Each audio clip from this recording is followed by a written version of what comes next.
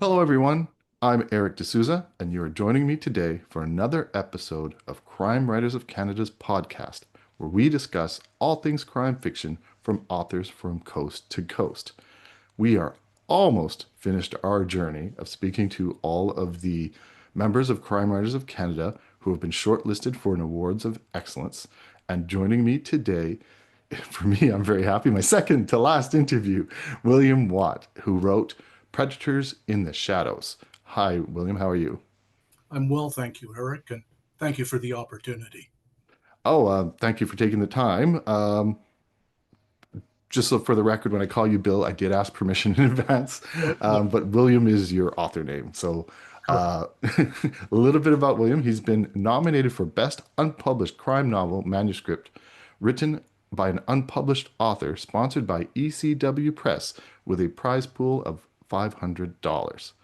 William is a retired educator living in North York, Ontario. He graduated from York University with combined honors in English and sociology and later earned a master's in education degree at the University of Toronto. To keep busy after retirement, he took on a succession of activities. He owned a chocolate shop, trained security guards to write reports, worked for Stats Canada, sold cars, and interviewed homeless people as part of a health study for McMaster University. At the age of 70, William enrolled in a short or two short story writing courses at George Brown College. He had always enjoyed reading murder mysteries. One of his stories introduced Toronto Police Detective Joe Latimer. It was so well received by both his writing class and his reading group that his sister Marlene suggested he develop the character into a novel. This led to another course at George Brown, where he received advice from Robert Brunette regarding plot development and timing. He later met Robert Rothenberg at Noir at the Bar, who offered valuable guidance on character development and character structure. Although neither gentleman has fully read Predators in the Shadows, both read excerpts of previous endeavors and provided constructive criticism. Through Rob and Robert, he learned that writing is truly a craft that is developed through hard work and feedback from experienced writers. William and his wife Vanessa enjoy bird watching and have traveled many parts of Canada to photograph their feathered and occasionally furry friends. Um, First off, congratulations for being nominated for this award. Writing novels is a hard gig, and I think you did it the right way and got a lot of good input from some great minds. I'm sorry, I don't know Rob Burnett, but Robert Rodenberg is let's say, a friend of the show, and I love chatting with him, and I love his advice. So I know you were in good hands. Uh, well, let's start with. I thought this was your first novel, but you've already told me it's not. But I know that first novels are close to your heart and are an act of faith because you don't know of how many people are going to read it or not. Um, you can tell me how this wasn't actually your first novel and what inspired you to write it, though. What inspired you to keep going? Well, I've always enjoyed reading crime fiction, particularly going way, way back to when I was an adolescent. I was reading Ross MacDonald, who I didn't know had Canadian roots at the time, Dashiell Hammett, and so on, all the way up. I actually tried writing during the 70s, took 2 years out of teaching, and I successfully collected a file folder of rejection slips. So, which wasn't enough to sustain me. So I went back to teaching and started working on my career. But after retirement, my wife suggested that maybe I should follow my dream once again, and that's what led me to George Brown College.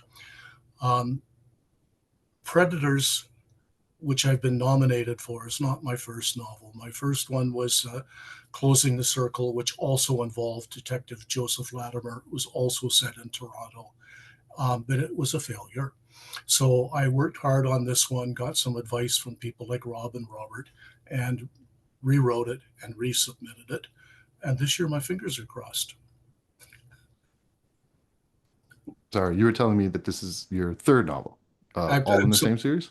it was the second of three that I wrote. It was after three unsuccessful attempts that I decided that I needed a lot more advice and an opportunity to rewrite one, which I submitted this year. Our first peek into every novel, regardless of what stage we are in our careers, is the title. And yours is Predators in the Shadows. That sort of promises grittiness and I don't know, maybe it's going to be hard to swallow. I wasn't sure. I don't want to say too much, but where did you come up with that title? Because it's very promising. The novel is actually about the predators who prey on vulnerable children, the pimps and the pornographers. So it was actually one of the lines in my story, the predators who lurk in the shadows, da da da da. So that's where it came from. It is gritty. The novel has some gritty aspects to it.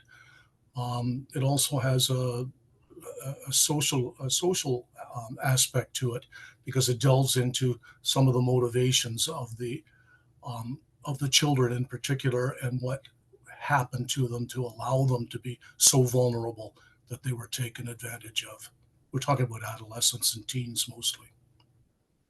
You did something clever, and I hope you don't mind me calling you out on it. But you start your story very Robert Rothenberg style at best, maybe, is even though it's sort of a police procedural, you're telling it from the point of view of many different people, even though it's not first person. We're getting glimpses of other people. And you showed us a glimpse of Tashawn, who, Oh, much like the victims, is a young person, and seeing sort of the world through his eyes, which makes you, I think, emphasize a little bit more with the victims, because realizing that they're close in age. That was a clever trick. When did you think of that one up? I didn't know that you'd read it. I'm very pleased that you did. Tishan was Black, a kindergarten student. And as a result of his social circumstances and how he found one of the murder victims, he ended up being picked on and so on through it. There's an element of racial bias throughout the story. But anyway, it involves two murders, which may or may not be connected. Tishon found the jawbone of one murder victim or one dead teenager. Let's put it that way. There's no cause of death, so we don't know that she was murdered. And on the same weekend, in the same general area, the body of a young teen Caucasian girl was found, again with no clear indication of murder, but just unusual circumstances. Her body rolled in a rug and dumped at the side of the highway. And this is what starts the investigation. It ultimately goes into what I describe as the dark underbelly of Toronto, where the people aren't always nice and there's a lot of victims and a lot of victimizers at the same time. Yes, I read your submission, and I guess the mark of every good submission is you've made me say like, oh, I hope this gets published so I get to read the rest of it and see where he's going. Um, The whole novel or just the first 5,000 words? what you submitted. Oh, okay. So yeah, the first 5,000 words. Yeah. Telling it, I guess, through different police officers. I I can tell you I enjoyed the teacher and the detective couple because they're named D'Souza or Souza, which is close enough. The D for D'Souza is just of Souza, so I had a special kinship with them already. But it's very interesting too of how they have to deal with children. Now, did you like? I know you were a teacher, but did you have a lot of exposure? Like, do you see the world through children's eyes sometimes? Sometimes, but mostly I saw the effects of the world on the children through my eyes and the effects on their lives. As a teacher, I had the privilege, I guess, of working in many different communities in Toronto, multicultural as well as socioeconomic, and I saw the different effects of everything from bias and difference to socioeconomic differences, the income disparity, and how it affects the children, led them into this situation, and how they might be thinking. You don't always know how somebody's thinking, but how they might think and they might react given the certain set of stimuli. And that, of course, led to tragedy for several of them. I should have asked you this before we hit record. You said you were a teacher, but what did you teach? Well, I started off teaching elementary grades 6, 7, and 8. I moved there into special ed, gifted children of all things, and then I switched to the other end of the spectrum, children who were really, really struggling academically because of a variety of issues. And from there, I became a consultant in special ed, which brought me all across the city into different communities, different ethnic groups, different situations.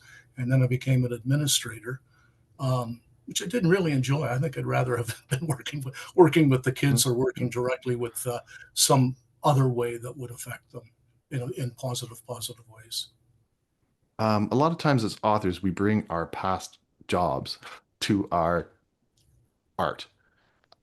Did teaching influence your writing, or was it one of the other hats that you wore that influenced a lot of your writing? You've worn a few hats. Well, obviously, it was a product of what I had read. I've been reading detective fiction, murder, crime stories all my life. Um, that was my recreational reading when I didn't have to read Dickens at university. It was my respite. But yeah, my role as an educator played a big role in it because I got to see the social situations, good and bad, that affected children's behavior and why some were vulnerable and some were not. Some were survivors, some weren't equipped to be. I saw that aspect of it. And that's very much a part of my novel as well. You seem to have a lot of social issues. I've been talking about with many authors of like the place of social issues in fiction. You obviously are on the whale of like you want to tackle a lot of issues. I can see like the foreshadowing of like, oh, this is going to be heavy. But at the same time, you have to be entertaining and you have to be sensitive, and you're dealing with violence against children. So how do you sort of balance both the sensitivity, the entertainment, and the social message? One of the big things I struggled with is um, where's objectivity and prurient interest? Where's the line between the two of them? And I handled that in a number of ways. One through just hard police reports, and other through children telling the story themselves. So what you didn't see the action, so to speak, or anything like that. There was none of that. It was just the children telling their, I'm going to call them their sob stories, their history that led them into the uncomfortable position they were found in. It was not easy, and I had to tone it down in some cases because you could get wound up in feeling sorry for the children and wanting to make it really, really vivid. But no, I had to stick Mhm. to their own words and the way they would express themselves. Yeah, it's a very hard balancing act. Another thing I wanted to give you kudos for is your sense of setting.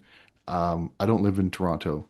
I don't think you told us specifically that it was Toronto until about chapter 4, I think, when you said he's a Toronto police detective.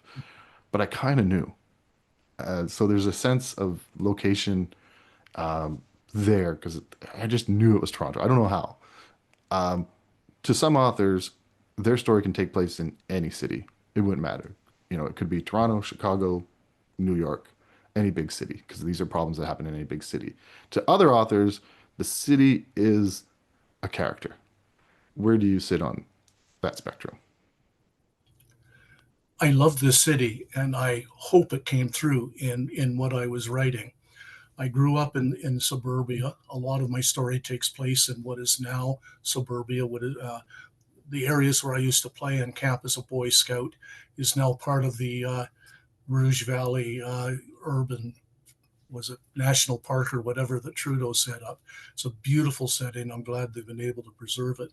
But yeah, going back to Ross McDonald, I read him when I was like 12 or 13. I wanted to move to South California. His description was so good. He had me signing up to move to Santa Barbara or whatever, grab a Greyhound coach and go down. And I tried to do some of that for Toronto because it is a beautiful city. But you can't ignore the warts. There are a lot of warts in the city that have to be dealt with. Undertone of racial bias, the income disparity, that kind of thing. And I think I touched on that in a sensitive way, as well as showing the vibrancy and the beautiful multicultural texture of the community itself.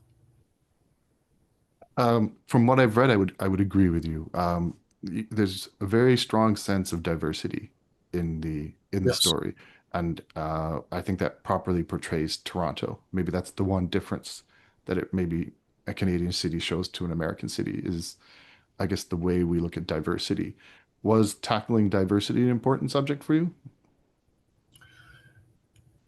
Let's put it this way. I think it's important and something I love. Um, it is a very, very diverse city. People have described it as the most multi-ethnic or whatever multicultural city in the world. And I think that's a strength. Some people don't, but I think it's a strength. I also had the opportunity to attend university in Evanston, Illinois, to study learning disabilities at Northwestern University. And what struck me when I was down there was that there'd be all white communities, all black communities, all Hispanic communities, and everything was separated. And sometimes they didn't necessarily interact in any positive ways. Um, yes, we live near what would be described as Koreatown North in, in the city, and not too far from us is a Persian area and so on. But everybody lives in shops together and rides the subway together. There's not that kind of separation. I think that's beautiful. I think it's wonderful. And I think it's a huge strength of the city. Yeah, and it comes through in your story. And Thank that's you. one thing that's Thank you. very apparent in it. It's a very much a Toronto story. So congratulations to you. I tell this to everyone. I don't know the winners, although I just received an email that I'm going to ignore. So at this point in time, I'm not sure if You you won haven't or read it. not. You haven't read it yet. No, I'm not going to read it until I finish my interviews. Three members of Crime Writer Canada are shortlisted for the Unpublished. Congratulations and good luck. Thank you very much, Eric.